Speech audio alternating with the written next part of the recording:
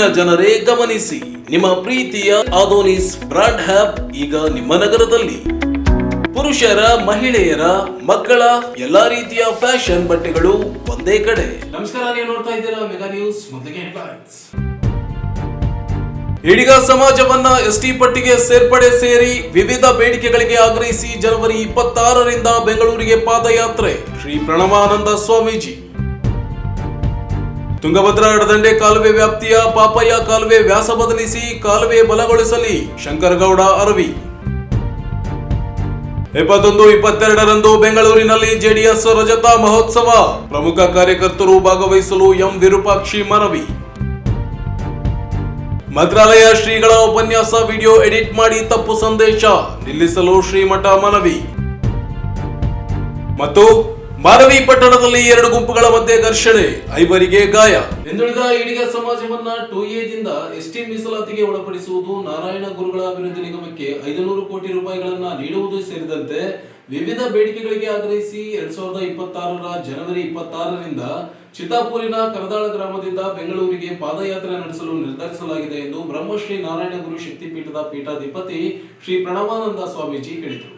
ಅವರಿಂದು ಮಾಧ್ಯಮಗೋಷ್ಠಿಯನ್ನು ಉದ್ದೇಶಿಸಿ ಮಾತನಾಡಿ, ಹಿಂದೂಗಳ ವರ್ಗದ ಸಮಾಜಕ್ಕೆ ಸಾಮಾಜಿಕ ನ್ಯಾಯ ಕೊಡುವುದು ಕೇವಲ 1-2 ಸಮಾಜಗಳಿಗೆ ಮಾತ್ರ ಸೀಮಿತವಾಗಿದೆ. ಎಲ್ಲ ಸಮಾಜಗಳಿಗೆ ಸಾಮಾಜಿಕ ನ್ಯಾಯ ಒದಗಿಸಬೇಕಿದೆ. ಈಡಿಗ ಸಮಾಜಕ್ಕೆ ಬಿಜೆಪಿ ಮತ್ತು ಕಾಂಗ್ರೆಸ್ ಪಕ್ಷಗಳು ಅನ್ಯಾಯ ಮಾಡಿವೆ. ಸಚಿವ ಸ್ಥಾನ ಸೇರಿದಂತೆ ನಿಗಮ ಮಂಡಳಿಗಳ ನೇಮಕಾತಿಯಲ್ಲಿಯೂ ತಾರತಮ್ಯ ಮಾಡಿವೆ. ರಾಜ್ಯದಲ್ಲಿರುವ ಸಿದ್ದರಾಮಯ್ಯ ನೇತೃತ್ವದ ಕಾಂಗ್ರೆಸ್ ಸರ್ಕಾರ 3 ವರ್ಷ ಅವಧಿ ಕಳೆದಿದೆ. 4 ಬಜೆಟ್ ಮಂಡಿಸಿದರೂ ಈಡಿಗ ಸಮಾಜಕ್ಕೆ ನ್ಯಾಯ ಒದಗಿಸಿಲ್ಲ. ಸಮಾಜ ನಿಗಮಕ್ಕೆ 10 ಕೋಟಿ ಬಿಟ್ಟರೆ ಯಾವುದೇ ಅನುದಾನ ನೀಡಿಲ್ಲ. ಮುಖ್ಯಮಂತ್ರಿ ಹಾಗೂ ಉಪಮುಖ್ಯಮಂತ್ರಿಗಳು ತಮ್ಮ ಸಮಾಜದ ಅಭಿವೃದ್ಧಿಗೆ ಬದ್ಧತೆ ತೋರಿದ್ದಾರೆ. ನಮ್ಮ ಸಮಾಜದ ಜನಪ್ರತಿನಿಧಿಗಳೇ ಇಲ್ಲದಂತಾಗಿದೆ. ಕಾಂಗ್ರೆಸ್ ಪಕ್ಷದ ಹಿರಿಯ ನಾಯಕ BK ಹರಿಪ್ರಸಾದ್ ಇವರಿಗೆ ಸಚಿವ ಸ್ಥಾನ ನೀಡಿಲ್ಲ. ಸುದೀರ್ಘ ಅವಧಿಯಲ್ಲಿ ಕಾಂಗ್ರೆಸ್ ಪಕ್ಷದ ಕಾರ್ಯಕರ್ತರಾಗಿ ಸೇವೆ ಸಲ್ಲಿಸಿದ್ದಾರೆ ಎಂದರು. ಸಚಿವ ಸಂಪುಟ ವಿಸ್ತರಣೆಯಾದಲ್ಲಿ BK ಹರಿಪ್ರಸಾದ್ ಅವರಿಗೆ ಸಚಿವ ಸ್ಥಾನ ನೀಡಬೇಕೆಂದರು. ಈಡಿಗ ಸಮಾಜದ ಕುಲ ಕಸುಬನ್ನು ಸರ್ಕಾರವೇ ಕಿತ್ತುಕೊಂಡಿದೆ. ಸೇಂದಿ ಸಾರಾಯಿ ಮಾರಾಟವನ್ನು ನಿಷೇಧಿಸಲಾಗಿದೆ.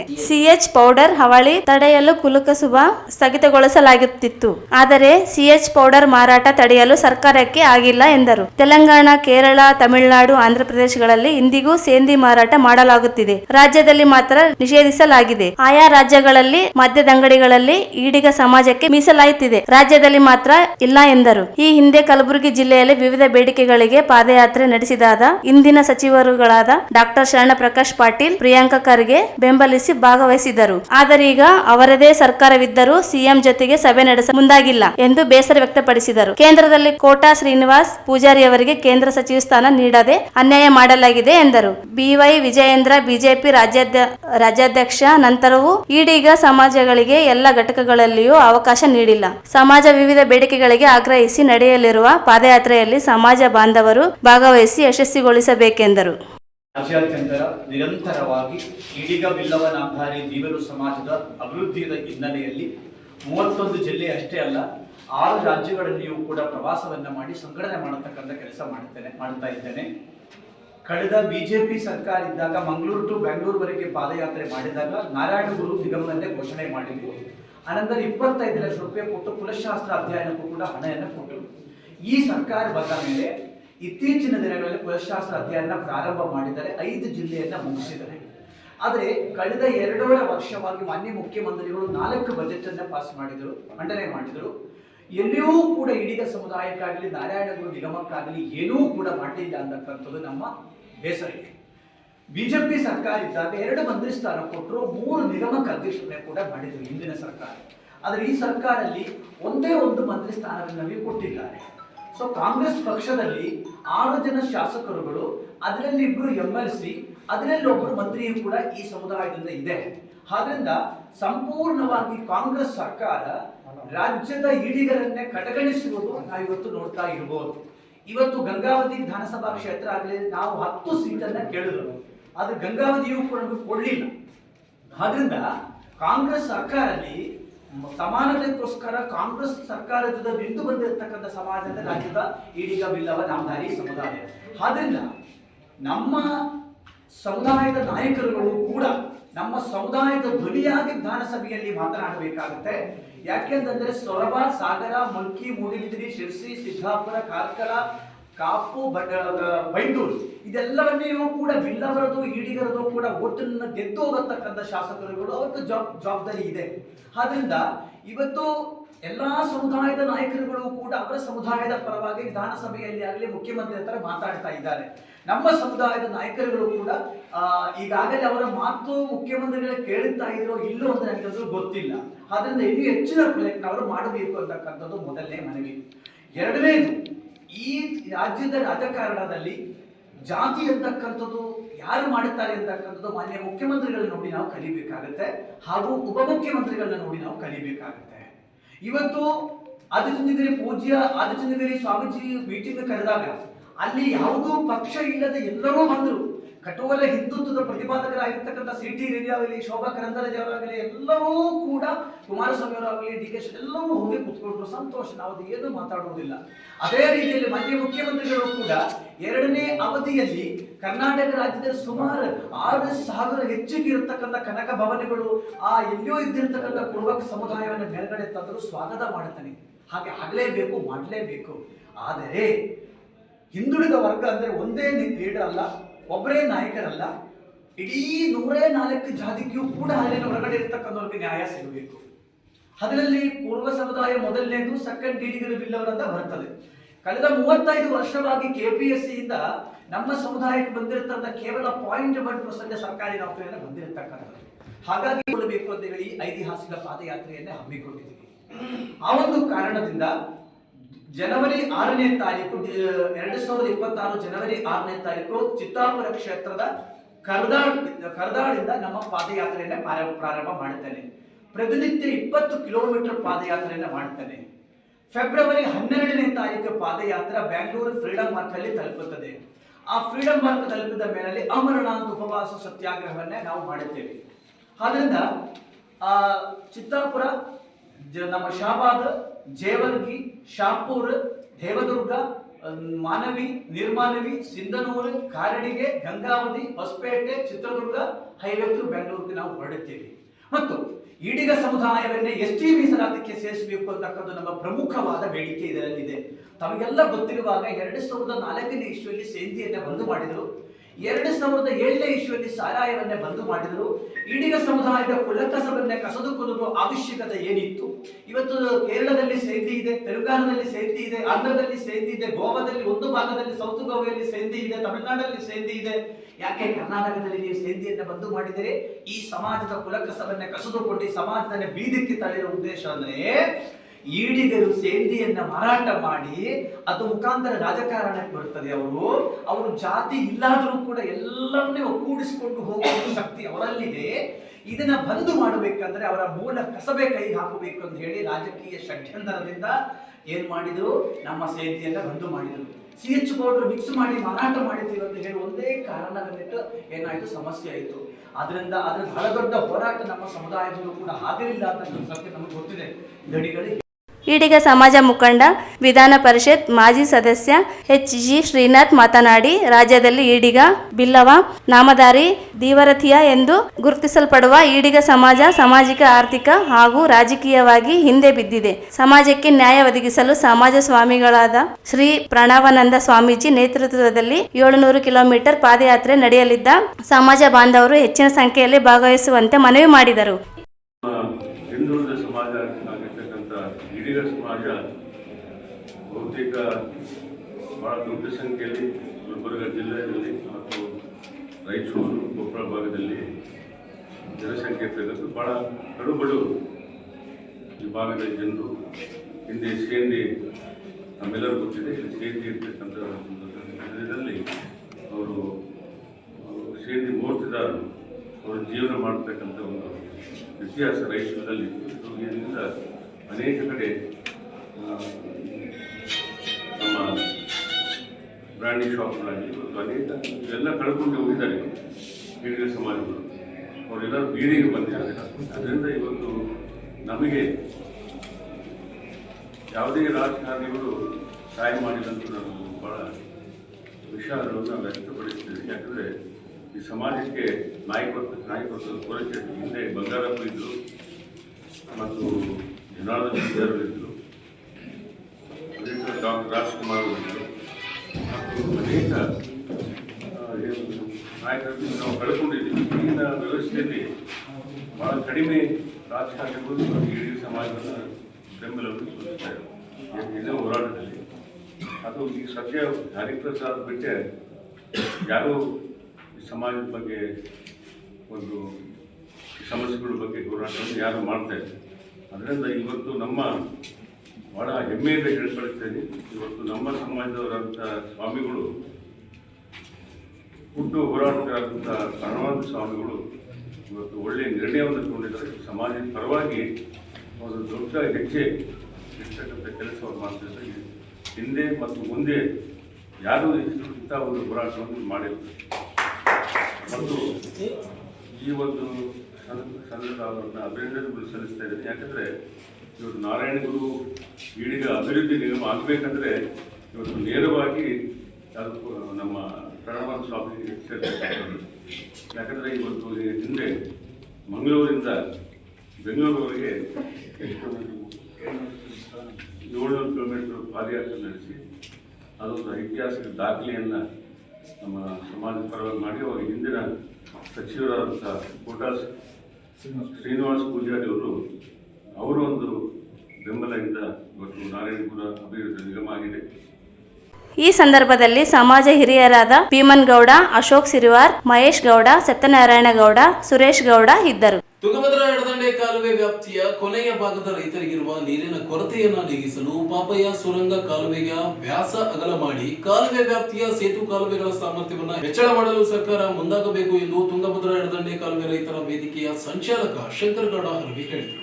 ಅವರಿಂದು ಮಾಧ್ಯಮಗೋಷ್ಠಿಯನ್ನು ಉದ್ದೇಶಿಸಿ ಮಾತನಾಡಿ, ತುಂಗಭದ್ರಾ ಯೋಜನೆಯು ಕರ್ನಾಟಕ, ಆಂಧ್ರಪ್ರದೇಶ ಮತ್ತು ತೆಲಂಗಾಣ ರಾಜ್ಯಗಳ ಜಂಟಿ ಯೋಜನೆಯಾಗಿದ್ದು, ಈ 3 ರಾಜ್ಯಗಳ 16 ಲಕ್ಷ ಎಕರೆ ಭೂಮಿಗೆ ನೀರಾವರಿ ಹಾಗೂ ಕಾಲುವೆ ವ್ಯಾಪ್ತಿಯ ಸಾವಿರಾರು ಹಳ್ಳಿಗಳು, ಪಟ್ಟಣಗಳಿಗೆ ಕುಡಿಯುವ ನೀರನ್ನು ಇದೇ ಯೋಜನೆಯ ಮೂಲಕ ಒದಗಿಸಲಾಗುತ್ತದೆ. ಆದರೆ ಈ ಯೋಜನೆ ವ್ಯಾಪ್ತಿಯ ಕೊನೆ ಭಾಗದ ರೈತರಿಗೆ ನೀರು ಸಿಗದೆ ಇರುವುದು ಬಹುದೊಡ್ಡ ವೈಫಲ್ಯವಾಗಿದೆ ಎಂದು ತಿಳಿಸಿದರು. ಜಿಲ್ಲೆಯ ರಾಯಚೂರು, ಸಿರುವಾರ ಭಾಗದ ರೈತರಿಗೆ ಈ ಯೋಜನೆಯ ಮೂಲಕ ನೀಡಲಾಗುವ ನೀರು ತಲುಪದೆ ಈ ಭಾಗದ ರೈತರು ಮೊದಲಿನಿಂದಲೂ ತೊಂದರೆ ಅನುಭವಿಸುತ್ತಿದ್ದು, ಕೃಷಿ ಚಟುವಟಿಕೆಗಳನ್ನು ನಡೆಸಲು ಆತಂಕ ಪಡುವಂತಹ ಸ್ಥಿತಿ ನಿರ್ಮಾಣವಾಗಿದೆ ಎಂದರು. ಮೈಲ್ 19ರಲ್ಲಿರುವ ಪಾಪಯ್ಯ ಸುರಂಗ ಕಾಲುವೆಯು ಕೊನೆಯ ಭಾಗದ ರೈತರಿಗೆ ನೀರಿನ ಕೊರತೆಯಾಗಲು ಮುಖ್ಯ ಕಾರಣವಾಗಿದೆ. ಇದರ ಜೊತೆಗೆ ಈ ಯೋಜನೆಯ ವ್ಯಾಪ್ತಿಗೆ ಬರುವ ಹಳ್ಳಿಗಳನ್ನು ದಾಟಿಸಲು ನಿರ್ಮಿಸಲಾಗಿರುವ ಸೇತು ಕಾಲುವೆಗಳ ಸಾಮರ್ಥ್ಯ ಕಡಿಮೆ ಇರುವುದು ಕೂಡ ಒಂದು ಕಾರಣವಾಗಿದೆ. ತುಂಗಭದ್ರಾ ಜಲಾಶಯ ಕ್ರಸ್ಟ್ ಗೇಟುಗಳ ಅಳವಡಿಕೆ ಈಗಾಗಲೇ ಕೆಲಸಗಳು ನಡೆದಿದ್ದು, ಈ ಸಂದರ್ಭ ಉಪಯೋಗಿಸಿಕೊಂಡು ಸುರಂಗ ಕಾಲುವೆಯ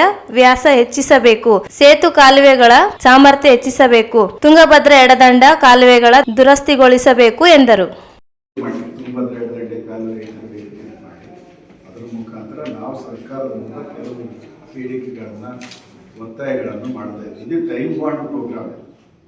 ಈ ತುಂಗಭದ್ರಾ ಎಡದಂಡೆ ಕಾಲುವೆ ಜನವರಿ 10ರಿಂದ ಬಂದ್ ಮಾಡ್ತೀವಿ ಅಂತ ಹೇಳಿದ್ರೆ ಇದೊಂದು ಲಾಂಗ್ ಕ್ಲೋಸರ್ ಪೀರಿಯಡ್ ಸಿಗ್ತಾ ಇದೆ. ಈವರೆಗೆ ಸುಮಾರು ಕಾಲುವೆ ಬಂದಾಗಲಿಂದ ಈಗ ನಮ್ಮ ಭಾಗದಾಗ ಎಡದಂಡೆ ಕಾಲುವೆ ಪ್ರಾರಂಭ ಆಗಿ 64-65 ಇಸ್ವಿಯಲ್ಲಿ ಪ್ರಾರಂಭ 66 ಪ್ರಾರಂಭ ಆಗಿದೆ. ಇಷ್ಟು ವರ್ಷದ ನಂತರ ಇಷ್ಟು ದೀರ್ಘಾವಧಿ ಕ್ಲೋಸರ್ ಬಂದಿರೋದು ಫಸ್ಟ್ ಟೈಮ್ ಇದೆ. ಈಗ ನಮಗೆ ಮೈಲ್ 69ರಿಂದ ಕೆಳಗಿನ ಭಾಗಕ್ಕೆ ಸುಮಾರು ಭಾಳ ಲಕ್ಷ ಮಾನ್ವಿ ಮತ್ತು ಸಿರುವಾರ, ದೇವದುರ್ಗ, ರಾಯಚೂರು ತಾಲೂಕ ಭಾಳ ನೀರಿನ ಕೊರತೆ ಅನುಭವಿಸಿ ನಮಗೆಲ್ಲ ಭಾಳ ಸಮಸ್ಯೆ ಆಗಿದೆ. ಈಗ 85, 89ರಿಂದ ಹಿಡಿದು ಕೆಲವೊಂದು 69ರಿಂದ ಡಾನ್ವರ್ಡ್ಸ್ ಎಲ್ಲ ಕಾಲುವೆಗಳಿಗೆ ನೀರಿನ ಸಮಸ್ಯೆ ಆಗಿದೆ. ಇದು ಬಗೆಹರ್ಬೇಕಂತಂದ್ರೆ ಏನಾಗ್ತದ, ನಮ್ಗೆ ಕಾಲುವೆ ನೀರಿನ ಕೊರತೆ ಆದ ಅಂತರೋದು ಮಾತ್ರ ಮಾಹಿತಿ ಐತಿ. ಎಲ್ಲ ನೀರು ಬರೋದು ನಮ್ಮ ಹೊಲಗಳಿಗೆ ಯಾಕೆ ಬರೋದು ಅನ್ನೋದನ್ನು ಒಂದು ನಾವು ಪರೀಕ್ಷೆ ಮಾಡಿ ಎಲ್ಲ ಅಧಿಕಾರಿಗಳನ್ನ ಕೇಳಿದಾಗ ಈಗೇನು ನಮ್ಮಲ್ಲಿ ಡ್ಯಾಮ್ಲಿಂದ 4200 ಬಿಡ್ತೀವಿ, 300 ಬಿಡ್ತೀವಿ, 500 ಬಿಡ್ತೀವಿ ಅಂತ ಹೇಳ್ತಾರೆ. ಅದಕ್ಕೆ ನಮ್ಮದು ಏನೈತಲ್ಲ ಮೈಲ್ 19ನೇ ಮೈಲಲ್ಲಿ ಒಂದು ಅಕ್ಕೋಡಿಯಾಗ ಈ ಪಾಪಯ್ಯ ಟನಲ್ ಅಂತೇಳಿ ಸುರಂಗ ಕಾಲುವೆ ಬರ್ತದೆ. ಆ ಸುರಂಗ ಕಾಲುವೆ ಏನಾದಲ್ಲ 3000 ಕ್ಯೂಸೆಕ್ಸ್ ಡಿಸೈನ್ ಮಾಡ್ಯಾರ. ಮೊದಲು 3000 ಕ್ಯೂಸೆಕ್ಸ್ ಡಿಸೈನ್ ಮಾಡಿ ಒಂದಿಷ್ಟು ಫ್ರೀ ಬೋರ್ಡ್ ಇತ್ತು. ಅದೆಲ್ಲ ಸೇರಿದ್ರೆ ಏನಾಗ್ತದೆ 3400, 300, 500 ತನಕ ಬರ್ತದೆ ಅಂತ ಹೇಳ್ತಾರೆ ಉಟ್ಬಿಟ್ಟು.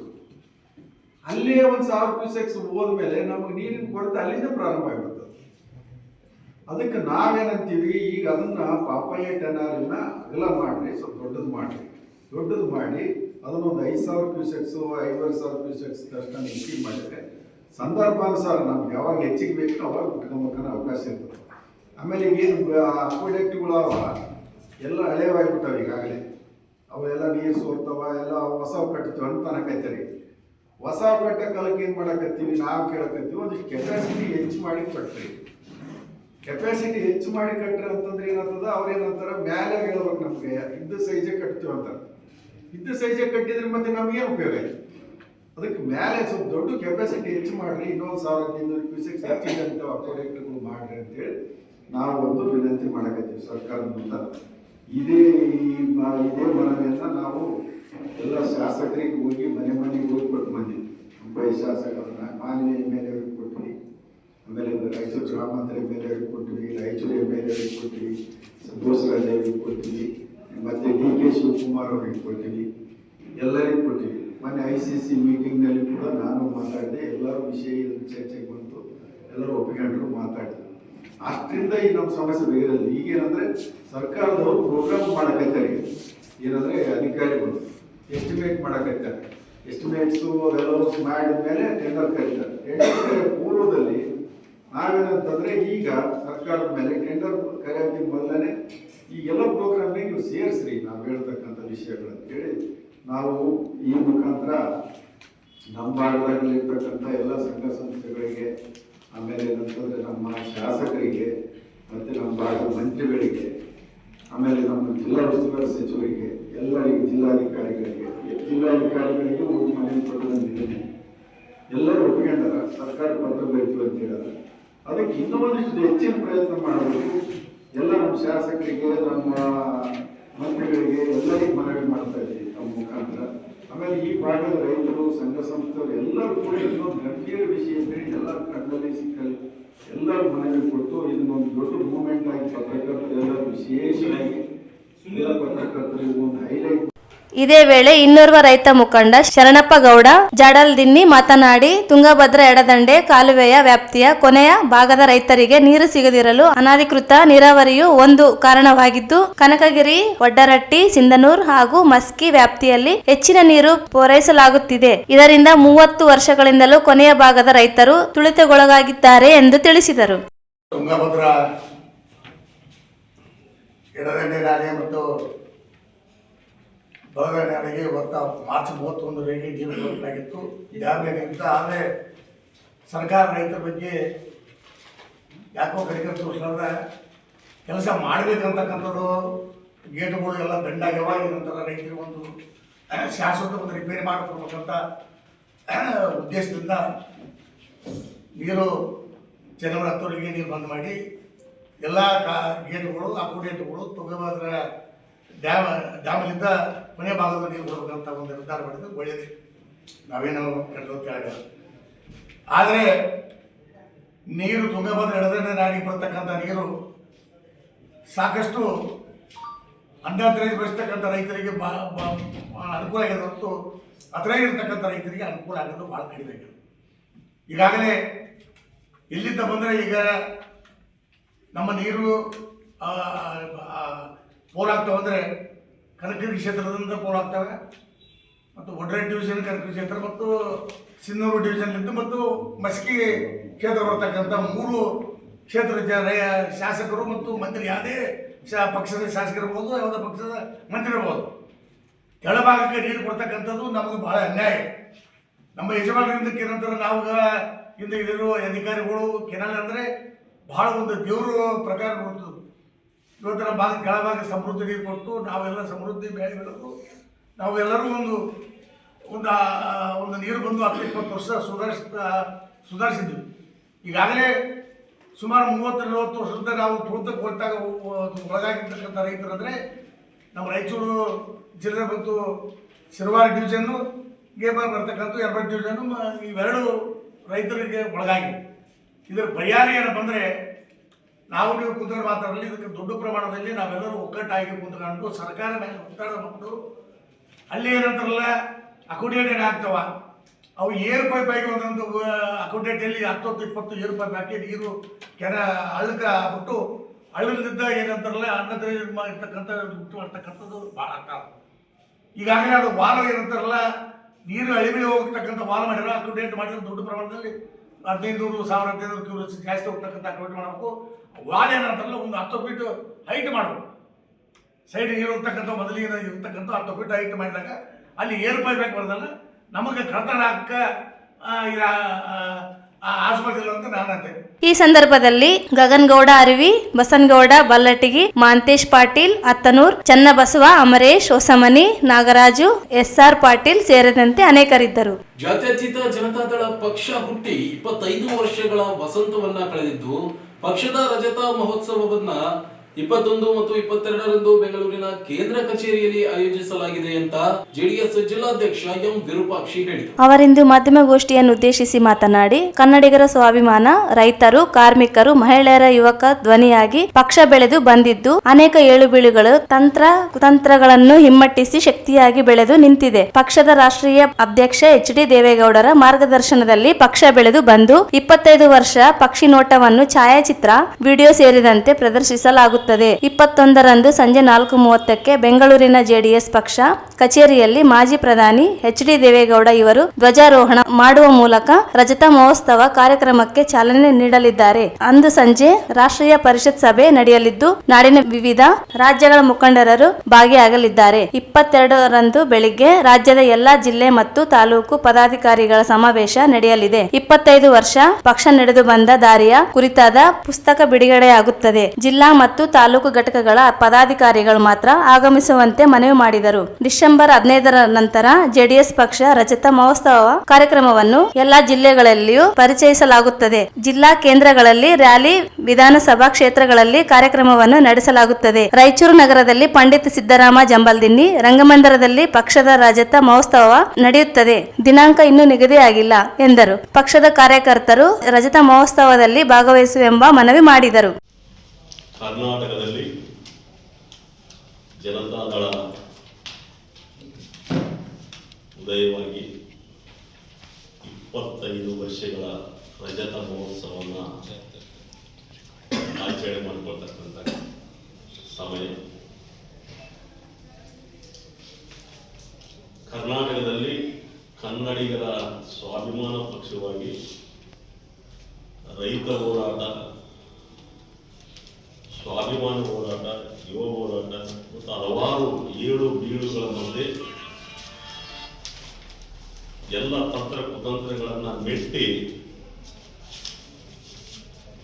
ಪಕ್ಷದ ರಾಷ್ಟ್ರೀಯ ಅಧ್ಯಕ್ಷರಾಗಿರ್ತಕ್ಕಂಥ ಮಾನ್ಯ ದೇವೇಗೌಡರ ನಾಯಕತ್ವದಲ್ಲಿ ಬೆಳ್ಳಿ ಹಬ್ಬವನ್ನು ಆಚರಣೆ ಮಾಡಿಕೊಳ್ತಕ್ಕಂಥ ಸುಸಂದರ್ಭ ಬಂದಿರತಕ್ಕಂಥದ್ದು ತಮ್ಮ ಮುಂದೆ ಹಂಚಿಕೊಳ್ಳಿಕ್ಕೆ ನಾವು ಬಂದಿದ್ದೀವಿ. ಜನತಾದಳ 25 ವರ್ಷಗಳ ಕಾಲ ಏನು ಹೋರಾಟಗಳು, ಸಾಧನೆಗಳು, ದೇವೇಗೌಡರು ಪ್ರಧಾನಮಂತ್ರಿ ಆಗಿರ್ತಕ್ಕಂಥ ಸಂದರ್ಭದಲ್ಲಿ ಇಡೀ ದೇಶ ಕೊಟ್ಟಿರ್ತಕ್ಕಂಥ ಕೊಡುಗೆಗಳು, ಕುಮಾರಸ್ವಾಮಿ 2 ಸಲ ಕರ್ನಾಟಕ ರಾಜ್ಯದ ಮುಖ್ಯಮಂತ್ರಿಯಾಗಿ ಮಾಡಿರ್ತಕ್ಕಂಥ ಹಲವಾರು ಸವಾಲುಗಳು, ಆದೇಶಗಳು ಮತ್ತು ರೈತರ ಪರವಾಗಿ ಇಲ್ಲಿನ ಕನ್ನಡಿಗರ ಪರವಾಗಿ ತೆಗೆದುಕೊಂಡಿರ್ತಕ್ಕಂಥ ಎಲ್ಲ ತೀರ್ಮಾನಗಳನ್ನು ನಾಳೆ 21-22ರಂದು ನಮ್ಮ ಪಕ್ಷದ ಕೇಂದ್ರ ಕಚೇರಿಯಲ್ಲಿ ಬೆಳ್ಳಿ ಹಬ್ಬವನ್ನು ಆಚರಣೆ ಮಾಡ್ತಾ ಇದ್ದೀವಿ. ಇದರಲ್ಲಿ ಬಹಳ ಮುಖ್ಯವಾಗಿ ಈ 25 ವರ್ಷಗಳ ಪಕ್ಷಿ ನೋಟವನ್ನು, ಭಾವಚಿತ್ರಗಳು, ಭಿತ್ತಿಪತ್ರಗಳು, ವಿಡಿಯೋ, ಆಡಿಯೋಗಳನ್ನು ಪ್ರದರ್ಶನ ಮಾಡುವ ಮೂಲಕ ದಿನಾಂಕ 21ರಂದು 4:30ಕ್ಕೆ ಪಕ್ಷದ ಕೇಂದ್ರ ಕಚೇರಿಯಲ್ಲಿ ರಾಷ್ಟ್ರೀಯ ಅಧ್ಯಕ್ಷರಾಗಿರ್ತಕ್ಕಂಥ ದೇವೇಗೌಡರು ಧ್ವಜಾರೋಹಣ ಮಾಡುವ ಮೂಲಕ ಬಿರುದಿ ಹಬ್ಬಕ್ಕೆ ಚಾಲನೆ ಕೊಡ್ತಾ ಇದ್ದೀವಿ. ರಾಷ್ಟ್ರೀಯ ಪರಿಷತ್ ಕಾರ್ಯಕ್ರಮ ಇಡೀ ರಾಷ್ಟ್ರ ಮಟ್ಟದ ಎಲ್ಲ ರಾಜ್ಯಗಳ ಪದಾಧಿಕಾರಿಗಳ ಜೊತೆಯಲ್ಲಿ ಸಭೆ 22ರಂದು ಬೆಳಗ್ಗೆ ಇಡೀ ರಾಜ್ಯದ ಜಿಲ್ಲಾ ತಾಲೂಕು ಪದಾಧಿಕಾರಿಗಳ ಒಂದು ಸಮಾವೇಶವನ್ನು ಹಮ್ಮಿಕೊಳ್ಳಲಾಗಿದೆ. ಈ ಸಮಾವೇಶದಲ್ಲಿ 25 ವರ್ಷಗಳಿಂದ ನಡೆದುಕೊಂಡು ಬಂದಿರತಕ್ಕಂಥ ಇತಿಹಾಸದ ಪುಸ್ತಕಗಳನ್ನು ಈಗಾಗಲೇ ಮುದ್ರಣಗೊಂಡಿದೆ, ಅವತ್ತು ರಿಲೀಸ್ ಕೂಡ ಆಗ್ತಾ ಇದೆ. ಈ ಕಾರಣಕ್ಕಾಗಿ ನಮ್ಮ ಜಿಲ್ಲೆಯ ಎಲ್ಲ ವಿಧಾನ ಪರಿಷತ್ತಿನ ಎಲ್ಲ ತಾಲೂಕು ಕ್ಷೇತ್ರದ ಪದಾಧಿಕಾರಿಗಳು, ಜಿಲ್ಲಾ ಪದಾಧಿಕಾರಿಗಳು ಮತ್ತು ಎಲ್ಲ ಘಟಕದ ಪದಾಧಿಕಾರಿಗಳು ತಪ್ಪದೆ ಭಾಗವಹಿಸಬೇಕು. ಒಂದೊಂದು ವಿಧಾನಸಭಾ ಕ್ಷೇತ್ರದಿಂದ ಸುಮಾರು 25-26 ಜನ ಪದಾಧಿಕಾರಿಗಳು, ಕೇವಲ ಪದಾಧಿಕಾರಿಗಳು ಮಾತ್ರ ಸಮಾವೇಶದಲ್ಲಿ ಭಾಗವಹಿಸಬೇಕಂತ ಹೇಳಿ ತಮ್ಮ ಮೂಲಕ ನಾನು ಮನವಿ ಮಾಡಿಕೊಡ್ತೀನಿ. ಈ ಸಂದರ್ಭದಲ್ಲಿ ರಾಜ್ಯ ಉಪಾಧ್ಯಕ್ಷ ಮಹಾಂತೇಶ್ ಪಾಟೀಲ್ ಅತ್ತನೂರ್, ರಾಮಕೃಷ್ಣ, ಎನ್ ಶಿವಶಂಕರ್ ವಕೀಲ, ಸಣ್ಣ ನರಸಿಂಹನಾಯಕ್, ಲಕ್ಷ್ಮೀಪತಿ ಗಣದಾಳ್, ಅಂಬರೀಶ್ ಪಾಟೀಲ್, ನರಸಪ್ಪ ಆಶಾಪುರ್, ಅಂಪಯ್ಯ ನಾಯಕ್ ಇದ್ದರು. ಈಗ ಚಿಕ್ಕದೊಂದು ಬ್ರೇಕ್ ನಂತರ ಮೆಗಾ ನ್ಯೂಸ್ ಮುಂದುವರಿಯುತ್ತದೆ.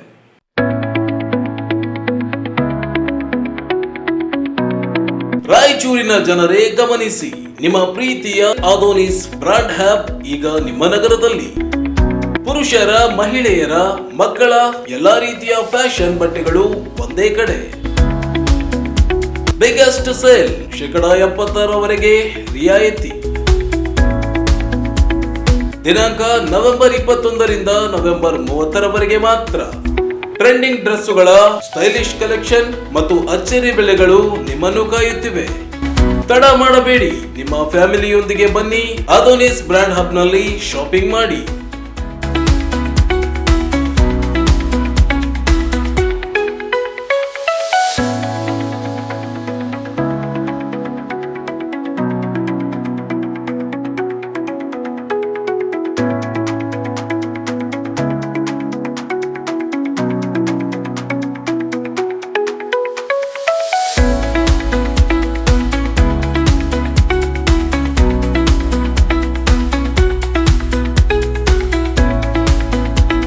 ಸ್ಥಳ ಶಮೀಂ ಫಂಕ್ಷನ್ ಪ್ಯಾಲೇಸ್, ಟಿಪ್ಪು ಸುಲ್ತಾನ್ ರಸ್ತೆ, ಮೋತಿ ಮಸ್ಜಿದ್ ಕಾಂಪ್ಲೆಕ್ಸ್ ಎದುರುಗಡೆ, ರಾಯಚೂರು. ಹೆಚ್ಚಿನ ಮಾಹಿತಿಗಾಗಿ 9160997383 ಸಂಖ್ಯೆಗೆ ಸಂಪರ್ಕಿಸಿ.